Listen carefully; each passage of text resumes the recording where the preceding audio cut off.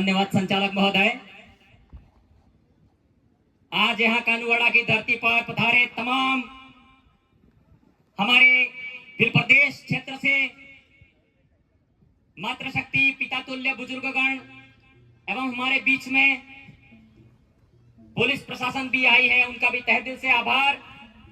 और हमारे इस क्षेत्र में हम लोग तमाम जाति समुदाय के संवर्धन उत्थान हेतु कार्य करते हैं। तो SC ST OBC minority general तमाम समुदाय एवं हमारे आदिवासी परिवार की विचारधारा को आज पूरे देश ही नहीं पूरे विश्व पटल पर रखने वाले उन महान विभूति हमारे बीच में रौत कांतिबाई आदिवासी दादा और हमारे समाज से भाई श्री बड़े भाई थावरचंद जी विधायक महोदय और हमारे तमाम आदिवासी परिवार के सामाजिक कार्यकर्ता और हमारे क्षेत्र के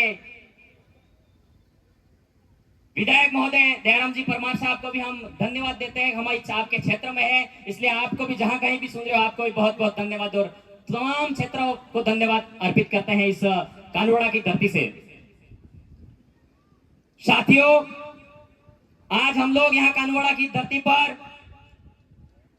हम संविधान के दायरे में रहकर बात करना चाहते हैं। हमारे संविधान में स्पष्ट तौर पर बताया गया है कि हम भारत में सामाजिकता को एक कैसे करें, शिक्षा को लेकर कैसे काम करें, स्वास्थ्य को लेकर कैसे काम करें। प्रदेश अध्यक्ष दिनेश जी खानन साहब, तो उस प्रकार से हमको तमाम प्रकार के संविधान में जो हमें मूलभूत बातें दी गई है उसके अकॉर्डिंग बात रखते हैं। समस्या ये आ रही है कि हमारे इस क्षेत्र में शिक्षा में बहुत बड़ी गिरावट आ रही है, तो हमारे वाले युवाओं को ज्यादा से ज्यादा पढ़ने की जरूरत है। और स्वास्थ्य की स्थिति में बात करूं, बहुत ही ज्यादा हमारे इस क्षेत्र में आज खेरवाड़ा क्षेत्र की बात करें, हमारे खेरवाड़ा क्षेत्र में अस्पताल की सुविधा है, स्टाफ की सुविधा है, बशर्ते हमारे वहां तकनीकी सुविधाओं का अभाव होने के खातिर हमारे जिला मुख्यालय उदयपुर होने के उपरांत हमारे जो प्राथमिक उपचार करने के बाद हमारे यहाँ क्षेत्रवासियों को स्वास्थ्य की सुविधाएं मुहैया नहीं हो पाती है। रास्ते में ही हमारे साथियों की और भाइयों की और बहनों की डिलीवरी केसेस में मृत्यु हो जाती है। हम शासन प्रशासन से इस मंच के माध्यम से यही आग्रह निवेदन करना चाहते हैं कि आप हमारी बात को, सोशल मीडिया के तमाम भाई हैं, इस बात को आगे रखें और हमारे इस क्षेत्र में जो अस्पताल है हमारा खेरवाड़ा का, उस अस्पताल में ब्लड बैंक की सुविधा मुहैया करवाने में प्राथमिकता करें। और हमारी माताएं बहनें उसमें खून की कमी पड़ती है और एक्सीडेंट के तौर पर प्राथमिक उपचार में खून की बहुत जरूरत पड़ती है। तो मेरी माताएं बहनों से विशेष अनुरोध है कि आप लोग खाना खाइए, अंधविश्वास में मत रहिए। अंधविश्वास में रहने के कारण हम लोग कहीं ना कहीं हमारे रक्त होता है वो कम होता है, हीमोग्लोबिन प्लेटलेट्स की कमी होने के कारण हमारे वाली महिलाओं की बहुत सारी कमियां महसूस होने के कारण अस्पताल में ही मृत्यु हो जाती है, घर को नहीं आ पाती है। इसलिए माताओं बहनों, दिन में 2-3 बार खाना खाइए, आप लोग मजबूत रहिए, स्वस्थ रहिए, अच्छे रहिए, तब जाके हम इस क्षेत्र के उत्थान के लिए काम कर पाएंगे, प्रगति के लिए काम कर पाएंगे। और बड़ी विडंबना की बात है कि इस क्षेत्र में हमारे यहाँ कर्मचारियों को और तमाम भाइयों को, कर्मचारी वोट देता है तो बोलेगा भी सही, ये आपकी ये मन से दिमाग से विचारधारा बिल्कुल निकाल दीजिए मेरे भाइयों। हम लोग कहीं ना कहीं डरते हैं, हम संवैधानिक दायरे में बात रखते हैं। कर्मचारी बोलेगा नहीं तो कर्मचारी वोट तो डाल रहा है ना, बोलेगा क्यों नहीं। कर्मचारी ये नहीं कह सकता है कि इस पार्टी को वोट करो, इस पार्टी को वोट करो, ये नहीं कह सकता है, लेकिन लोकतंत्र में, सच्चा लोकतंत्र में अपना समर्थन जरूर देगा, मैं ये कहना चाहता हूं, क्योंकि भारत का निर्माण इस लोकतंत्र पर टिका हुआ है। तो हमारे इस क्षेत्र में आज मैं स्पष्ट रूप से बता देना चाहता हूं, हमारे इस क्षेत्र में नेता होते हैं, हमारे भाइयों के नाम लेने में हमें क्या आपत्ति होनी चाहिए बताइए। आप आपत्ति होनी चाहिए? कुछ आपत्ति नहीं होनी चाहिए, नाम ले सकते हैं, हमारे मनोहर जी का नाम ले सकते हैं, परम आदरणीय डॉक्टर दयाराम जी का भी नाम ले सकते हैं और हमारे यशस्वी प्रधानमंत्री नरेंद्र मोदी जी का भी नाम ले सकते हैं। हम नाम लेने में डर रहे हैं तो फिर काम कैसे होंगे मेरे भाइयों।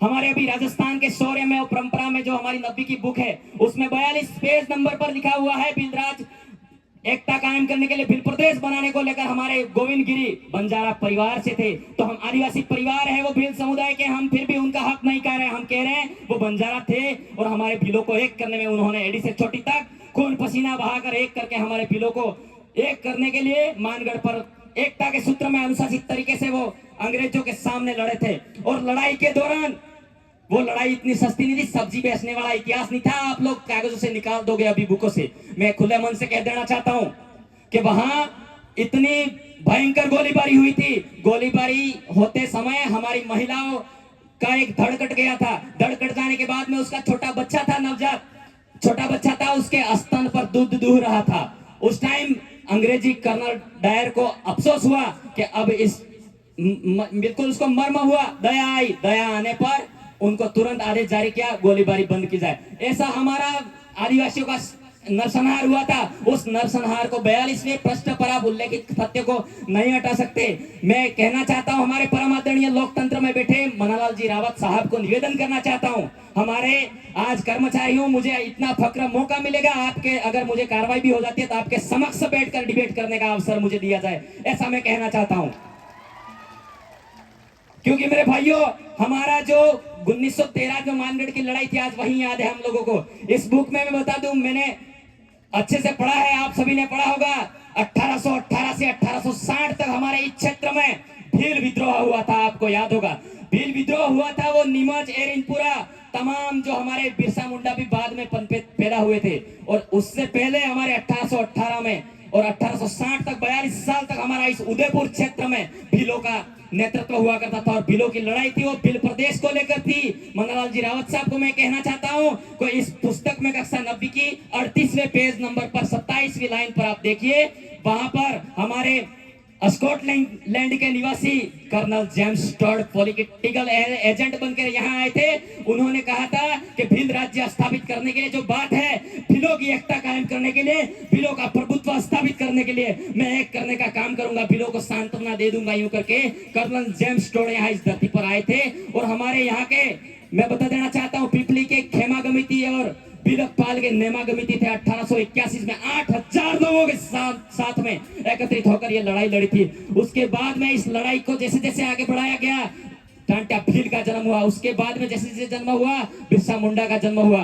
तो ऐसे स्टेटमेंट पारित किए हमारे यहाँ के डॉक्टर दयाराम परमार साहब जी, हमारे शिक्षा मंत्री रहे, फिर भी उन्होंने ऐसा कभी स्टेटमेंट पारित नहीं किया, ऐसा नहीं बोला। हम उनको धन्यवाद देते हैं, शिक्षा मंत्री थे। हमारे नरेंद्र मोदी जी भी आज देश में, पूरे देश में बोलते हैं, भले वो बीजेपी से विलोम करते, खुला बोलना पड़ेगा, लेकिन उन्होंने जोहार शब्द का उद्बोधन किया, बोले वो। इसलिए मैं कर्मचारी हूं, कर्मचारी बोलूंगा, जो अच्छा है अच्छा बोलना पड़ेगा। लेकिन परम आदरणीय हमारे सांसद साहब, आज आप इस बात को वापिस समेटे। और मैं ये कहना चाहता हूं, उनके पास लोकतंत्र की कलम है, तो मेरे भाइयों, आज शाम को ही जाकर हमारे यहाँ के सांसद महोदय और पूरे भारत क्षेत्र के 543 सांसद है, 84 अनुसूचित जाति के हैं और 47 है वो अनुसूचित जनजाति के हैं। उनमें से एक सांसद नहीं बोलेगा, 47 तो 46 बोलेंगे।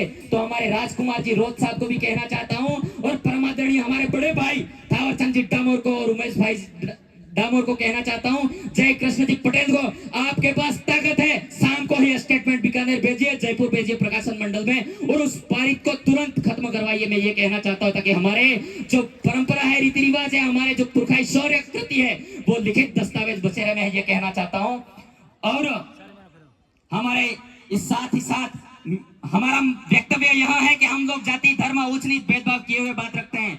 हम लोग किसी जाति कास्ट को नीचा दिखाने का काम नहीं करते। हम लोग मानव मात्र कल्याण के उत्थान में काम करते हैं।